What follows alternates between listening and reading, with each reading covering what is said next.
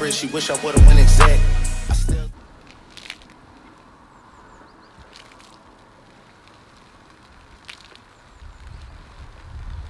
one, so I never pull up to the Met. You know I gotta bring the set. You know I gotta bring the G-block. You know I gotta bring the D-block, cause you know how sticky it get. Hey.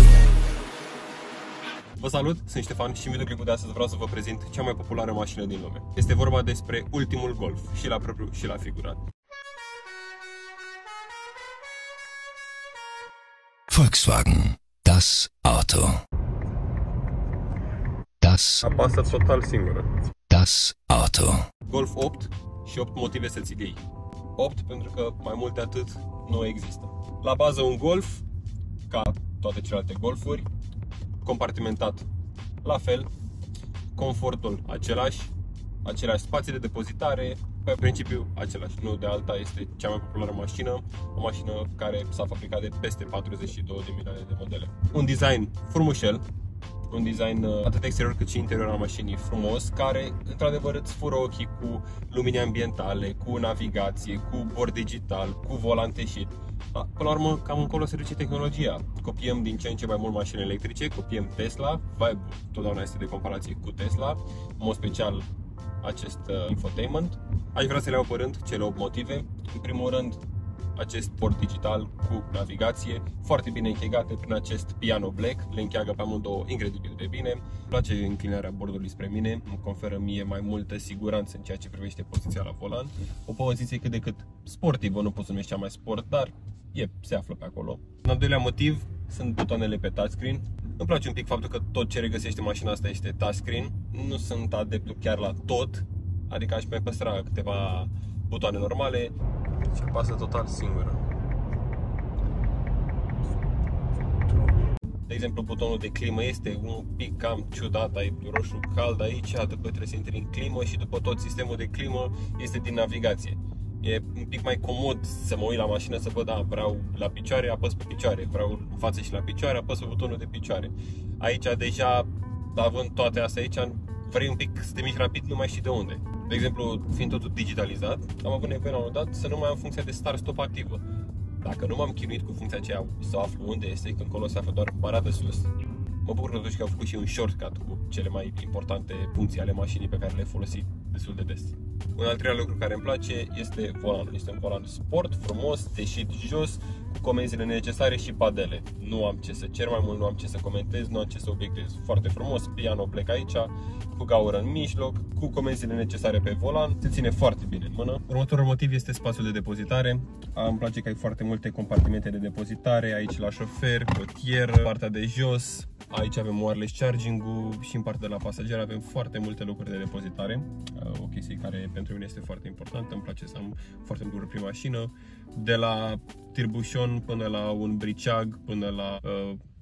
nu genul acela de briceag, un briceag universal, ați înțeles voi. La pix, la caiet, la hârtii, la foi.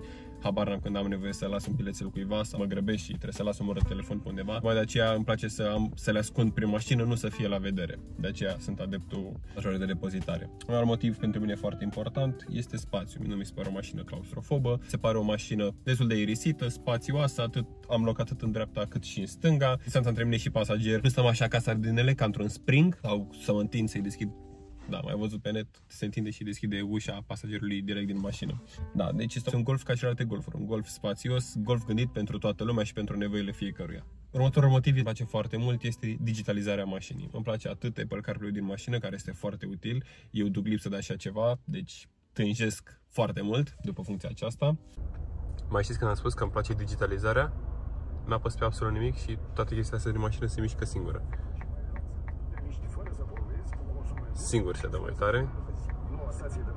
Absolut total singur. Wireless charging-ul, foarte important pentru mine. Nu-mi place să văd cabluri prin mașină, tocmai de aceea îmi pun telefonul aici, știu că se încarcă, automat conectarea la Apple CarPlay și am uitat total de telefon. Totul se rezolvă din navigație. Cel de-al șaptelea punct care îmi place foarte mult este designul. Un design compact, un design drăguț, un design cu care ne-am obișnuit până acum la celelalte Golfuri, foarte practic, foarte frumos. Îi pui câteva accesorii și l-ai înfrumusețat, l-ai făcut demențial. Toată lumea o să întoarcă capul după el pe stradă.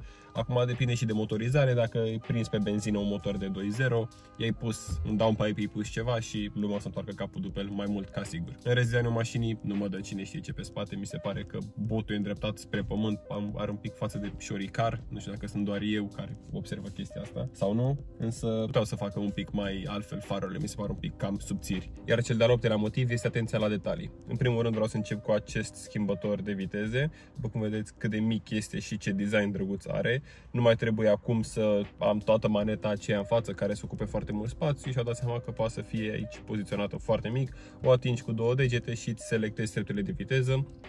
Un alt lucru care îmi place foarte mult este cheia mașinii. Designul cheii este foarte futuristic, simplu, minimalist. Deci mi se pare că îmbină fiecare chestie în parte. Am pe partea din față necesarele, blocare, deblocare și deblocare portbagaj. Pe spate logo-ul, acompaniat de silver și piano black. Un alt design care îmi place sunt aceste linii de la gurile de ventilație care se îmbină dintr-o parte până în cealaltă. Totul ca să pară mașina cât mai legată, fără să mai avem elemente individuale. Cam acestea sunt cele 8 motive pe care eu le văd în achiziționarea acestei mașini. Bineînțeles că nu o să-mi schimb niciuna din mașinile mele cu așa ceva, nu este pe placul meu. Aștept părerea voastră jos în comentarii, să-mi spuneți ce părere aveți despre acest Golf și să-mi spuneți dacă Volkswagen nu mai este ce era odată. Din punctul meu de vedere, nu mai are nicio treabă, totul se duce spre eșec. Eu am fost Ștefan, mulțumesc frumos pentru atenție, nu uitați să dați like, share și subscribe, m-ar ajuta foarte mult. Pentru voi este doar un simplu like, dar pe mine mă ajută. Așa că ne vedem data viitoare, iar mașina aceasta a nebunit total.